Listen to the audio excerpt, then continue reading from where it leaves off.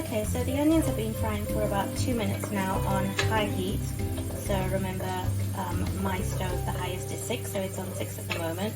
And just a little word of advice here is that I don't really like cooking with this much oil, as you know if you've watched my other videos, but this is a rice dish and the pot will literally be full of rice, so the oil helps to ensure that the rice is not sticky at the end, so it won't be as greasy as it looks right now, guys. So yeah, I'm happy with what it looks like now. It's time to add the tomato puree.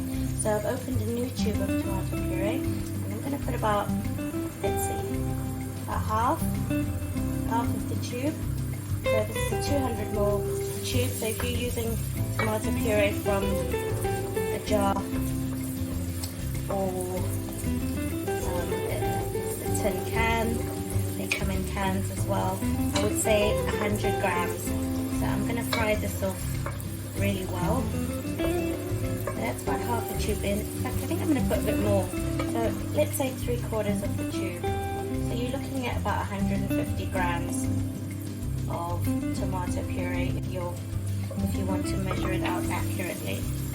So again, still on high heat, and I'm going to stir continuously. I don't want any of the tomato puree to burn.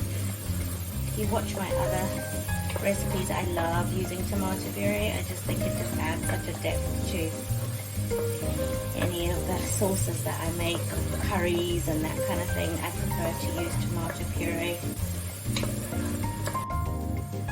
Okay, my tomato puree and onions have been frying for approximately 4 to 5 minutes now. I've been stirring continuously because you don't want the tomato puree to burn. And I have my blended tomato pepper sauce, if you like, ready. So I'm just going to start adding it a little at a time and mix it in.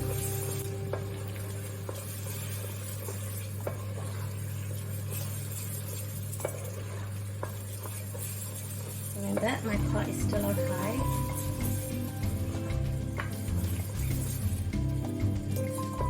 I'm going to let that heat up.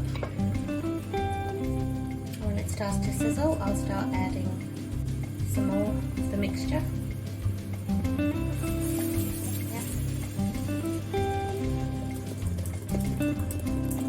Add a bit more this time, mix it in.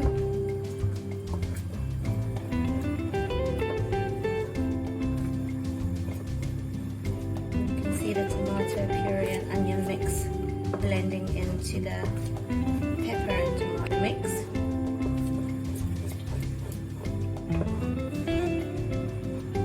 And then I'll add the rest of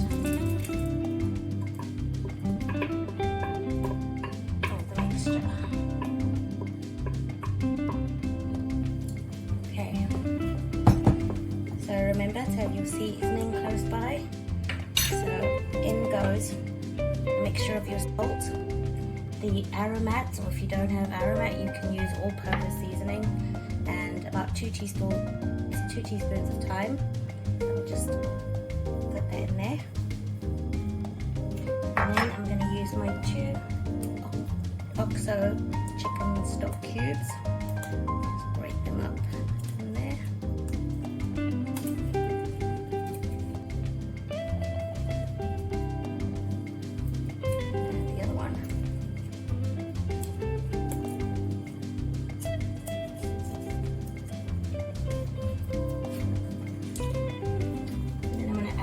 Bay leaves.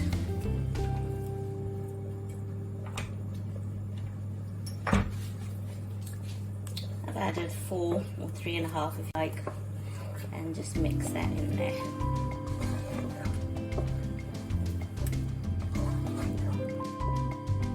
going to put the lid on, turn the heat down to medium, so in my case the highest is 6, so medium is 3. Simmer for approximately 15 to 20 minutes.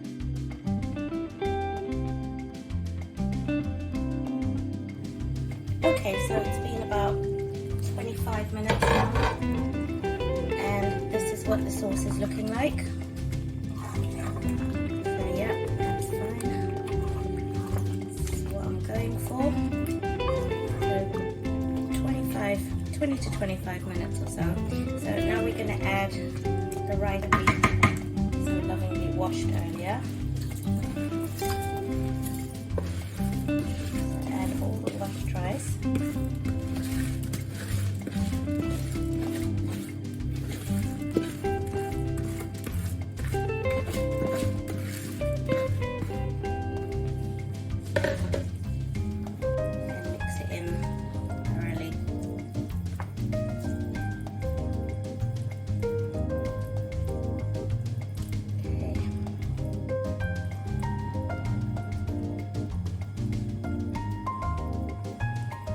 All the rice is mixed in together.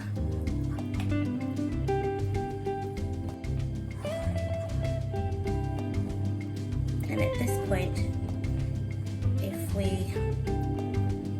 if you reach a stage where there's not enough liquid, you can always add extra water, just enough to cover the rice. But as you can see, this looks pretty good. We don't need to add that much liquid to just cover the rice.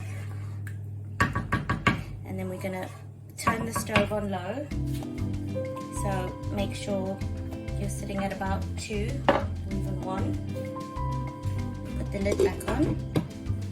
And we're gonna leave that to simmer for about an hour.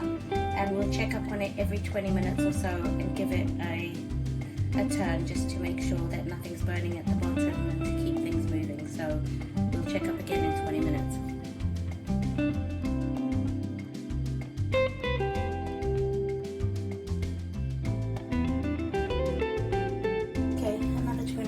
Up. Again, stir from the bottom up. Okay, so another 20 minutes. I'm going to use a fork this time and give it a stir.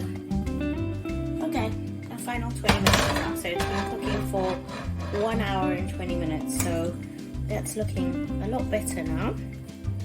The rice is separated a lot better.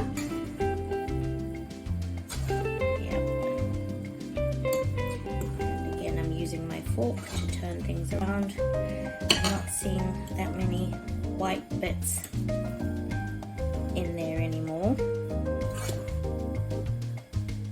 So I guess this is an opportunity to taste what it tastes like. That's good. Lovely and hot. What I would do now is turn the pot off completely. Put the lid on and just leave it there for another 15 to 20 minutes just to rest and separate, and then we're ready to serve. Okay, so I've let it rest for about half an hour. I'm not in a hurry to eat, and oh, look at that. I bet you didn't think it would come out like that. So the rice is pretty much separated.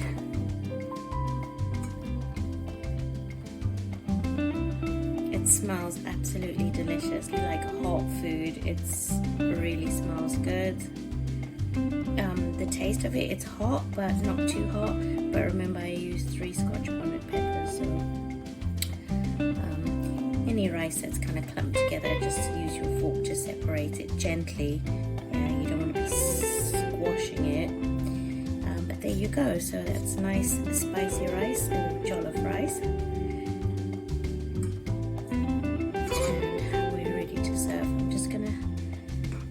Scrape from the bottom up, and yeah, no burning on the bottom of the pot, which is good.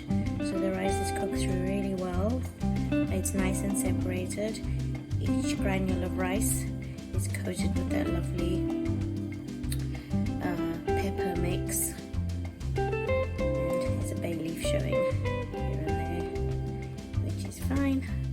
And there you go, spicy jollof rice ready to serve.